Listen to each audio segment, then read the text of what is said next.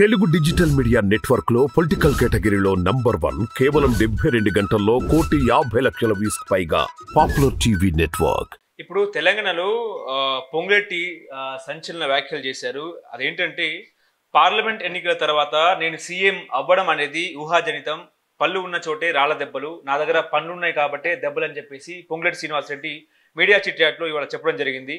నేను ఎవరితో టచ్లో వెళ్ళలేదు అని చెప్పేసి పొంగులేటి శ్రీనివాసరెడ్డి చెప్పారు. కానీ మొన్న ఒక పత్రికలో ఆల్రెడీ పొంగులేటి శ్రీనివాసరెడ్డి పీఎం నరేంద్ర మోదీ రాయబారాలు పంపారు. పొంగులేటి శ్రీనివాసరెడ్డి పార్లమెంట్ ఎన్నికల తర్వాత తన 10 మంది ఎమ్మెల్యేలతో ఆయన బీజేపీలోకి వెళ్ళిపోతారు. బీజేపీలో వెళ్ళిపోయిన తర్వాత ఆయనే బీజేపీ ముఖ్యమంత్రి అనేది ఒక పేపర్లో వచ్చిన శీర్షిక.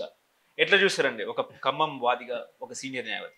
ఇందులో న్యాయవాద వృత్తి కొన్ను మీరు అడిగిన ప్రశ్నకి సంబంధం లేదు. అయితే మరి పొంగులేటి శ్రీనివాసరెడ్డి గారు ఏం చేస్తారు అంటే ఆయన మనసులో ఉన్నది మనకి ఎట్లా తెలుస్తుంది. ఆయన నా అంచనా చెప్పాలంటే మాత్రం అలాంటి పని ఆయన చేయడు. ఎందుకంటే ఇక్కడ ఉన్న ప్రభుత్వం కాంగ్రెస్ ప్రభుత్వం, దానికి హెడ్గా ఉన్నదేమో రేవంత్ రెడ్డి. నేను నా అనుభవంలో నేను ఇంతవరకు చూసిన వాళ్ళలో అంతటి సమర్థుడైన ముఖ్యమంత్రి మరొకడు లేడు. అందువల్ల కేసీఆర్ కంటే కేసీఆర్ వాటర్ ఫ్లాప్ అయింది కదా పాపం. కేసీఆర్ నడిచిన రోజులు నడిచింది, కానీ మరిగా ఏదో ఒక పర్టికులర్ అతని భాష, ధోరణి, లేకపోతే ఒక ఉద్యమం పేరుతో రావటం, ఇట్స్ ఆల్ ఎంటైర్లీ డిఫరెంట్. కానీ ఈయన అట్లా కాదు, చాలా కంట్రోల్డ్గా ఎప్పుడు ఎక్కడ ఎంతవరకు మాట్లాడాలనేది నాకైతేనేమో చాలా సమర్థుల్లా కనపడుతున్నాడు. అందువల్ల ఏంటంటే ఆయన కాదనుకొని మరి ఉన్నదే 63 మంది, ఇది పోయి ఇంకొక వాళ్ళు ముఖ్యమంత్రి కావాలంటే ఇందులో 55 మంది పోవాలి, అంటే ఇంచుమించు పార్టీ మొత్తం వెళ్ళిపోవాలి. Is it possible? బీజేపీకి ఉన్నది 8, వాళ్ళకి ఇంకో 52 కావాలి. 52 మంది అంటే ఎంటైర్ కాంగ్రెస్ వెళ్ళిపోతుంది అందులోకి. It is not possible. Okay, అది అట్లాంటి అవసరం కూడా లేదు కదా. Is very good. Already Congress పార్టీలో అతనికి ఫస్ట్ టైం మంత్రి పదవి వచ్చింది, కంఫర్టబుల్గా ఉన్నాడు. ఆయన ఎందుకు ఇలాంటి పనులు చేస్తాడు? అందువల్ల అది జరుగుతుందని నేను అనుకోను. కానీ ఎందుకు ఈ స్పెక్యులేషన్? ప్రజలు కూడా హర్షించరు కదా. ఓకే, ప్రజలు ప్రజలు కూడా వాళ్ళకి 63 సీట్లు వస్తే అందులోంచి 55 మంది వెళ్ళిపోతే ప్రజలు హర్షించరు. ఓకే, ఇప్పుడు బీఆర్ఎస్ పని ఖతమే అనుకోవచ్చా? ఇప్పుడు పార్లమెంట్ ఎన్నికల్లో ఇంకొకటి దానికి సంబంధించిన నేను మీకు ఎప్పటికీ చెప్తాను కదా, నేను ఒక రాజ్యాంగాన్ని నిపుణుడు అనే కన్నా నేను నిపుణుడో లేకపోతే ఇవాళ దేశం మొత్తం ఉన్న అభిప్రాయానికి నేను విరుద్ధమైన అభిప్రాయం కలిగి ఉన్నా రాజ్యాంగం విషయంలో.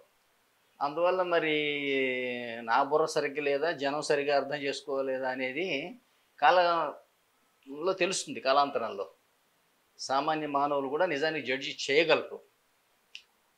ఎందుకనంటే ఇట్లా ఏ పార్టీకి అసెంబ్లీలో మెజారిటీ ఉంటే ఆ పార్టీ తరఫున ఒకడు ముఖ్యమంత్రి అవ్వటం అనేది అరాచకం, ఆటవిక న్యాయం. ప్రజాస్వామ్యం కానే కాదు. ప్రజాస్వామ్యం అంటే మీకు అమెరికాలో చూస్తున్నారు కదా, అమెరికన్ పార్లమెంట్ని కాంగ్రెస్ అంటారు. ఆ కాంగ్రెస్లో అధ్యక్షుడికి మెజారిటీ ఉండకూడదు, మెజారిటీ ఉండదు, ఉండకూడదు కూడా. ఉంటే ఏమవుతుంది? చట్టం చేసే హక్కు మీదే, అమలు పరిచే హక్కు కూడా మీదే. మరి ప్రతిపక్షాలను తని తగలేకపోతే ఎట బతుకుతారు అసలు ప్రతిపక్షాలు? పోలీసులు మీ చేతిలోనే ఉంటారు, రూల్స్ చేయటం మీ చేతిలోనే. దీనివల్ల ఏం జరుగుతున్నది అంటే ఈ గత ముఖ్యమంత్రులు జైళ్ళకి పోతున్నారు. జస్ట్ ఆర్డినరీ పోలీసులు కూడా వాళ్ళని కార్యకర్తలు కొడుతున్నారు, కానిస్టేబుళ్ళు కొడుతున్నారు, వాళ్ళ ఆస్తులు ధ్వంసం చేస్తున్నారు, చిన్న చిన్న కేసులు పెట్టి లోపలేసేస్తున్నారు, పెట్టి కేసులు ఇట్లా పెట్టి. దీనివల్ల ఎందుకు జరుగుతున్నది అంటేనేమో మెజారిటీ ఉన్నవాడు ముఖ్యమంత్రి అవ్వటం వల్లనే ఈ దరిద్రం జరుగుతున్నది. వీళ్ళు దేన్ని ఆశించి చేస్తున్నారంటే ముఖ్యమంత్రి అయితే చాలు. ముఖ్యమంత్రి అవ్వాలంటే ఎట్లా? నేను గ్యాంగ్ని ఏర్పాటు చేసుకోవటం, ప్రాంతీయ పార్టీయా, కుల పార్టీయా, కుటుంబ పార్టీయా, గ్యాంగే అది పెట్టుకొని అందులో మెజారిటీ వచ్చే విధంగా గెలిపించుకోవటం అంటే డబ్బు పుచ్చుకోవటం, ఇవ్వటం, ఒక్కొక్కడి మీద 10, 15, 20 కోట్లు ఖర్చు పెట్టి గెలిపించుకోవటం. మరి 100 మందిని గెలిపించుకోవడం అంటే మాటల 1000 కోట్లు పెట్టాలి. అంత పెట్టి ఎందుకు గెలిపించుకుంటున్నా? తప్పుడు పోతే కాఫీయే పోయి ఇంటికి పోతే. అటువంటిప్పుడు ఎలక్షన్లో ఒక క్యాండిడేట్ నిలబెట్టి ఇదిగో 10 కోట్లు అని ఇస్తారు. 10 కోట్లు అంత 1 లక్షం అంటే ఇస్తారా? ఇయ్యరు. ఇది ఏంటి అంటే వీళ్ళని గెలిపించుకుంటే నేను ముఖ్యమంత్రి అవుతా. ముఖ్యమంత్రి అయితే ఏంటంటే నేను ఈ రాష్ట్రం అనే రాజ్యానికి నేను రాజుని. ఓకే, దీనికి సంబంధించిన చట్టాలు నేనే చేస్తా, అమలు నేనే చేస్తా, అందరూ నా ముందు జీ హుజూర్ అని ఇట్లా నిలబడాలి. అధికారులైనా సరే, మంత్రులైనా సరే, ఎవరైనా సరే, ఈవెన్ ప్రతిపక్షాలు ఎవరైనా విమర్శిస్తే చిన్న తేడా దొరికితే చాలు కేసు పెట్టి అరెస్ట్ చేసి లోపలేస్తాం. ఈ నేపథ్యంలో ఏమవుతున్నదంటే ఇది ఒక నియంతృత్వానికి దారితీస్తుంది. ఈ మెజారిటీ ద్వారా ముఖ్యమంత్రి అవ్వటం అనేది దరిద్రం. అసలు ఇట్లా లేదు రాజ్యాంగంలో. రాజ్యాంగంలో ప్రతి రాష్ట్రం యొక్క మెజారిటీ ఎవరికి మెజారిటీ ఉందనేది చూడొద్దు మీరు. అసలు ప్రధానమంత్రి ఎన్నిక లేదా ముఖ్యమంత్రి ఎన్నిక ఎక్కడుందో మీరు ఒక సవాలు విసిరండి. ఎవరైనా రాజ్యాంగ నిపుణుడికి ఏ ఆర్టికల్లో ఉందో చెప్పమనండి.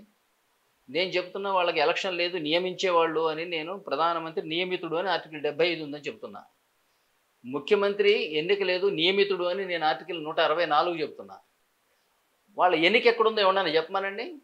కాకపోతే వీళ్ళు కూడా ఈ మేధావులు కానీ లేకపోతే ఈవెన్ న్యాయస్థానాలు కానీ కూడా ఒక తప్పుడు భావనలో ముందుకు పోతున్నాయి కదా. అంటే మెజారిటీ ఉన్నోడు పరిపాలిస్తే తప్పే ఉంది, అదేగా ప్రజాస్వామ్యం అంటే అనుకుంటున్నారు. అంటే మెజారిటీ అనేది ఎవరికి ఉండాలంటారు? గవర్నర్కి ఉండాలనా?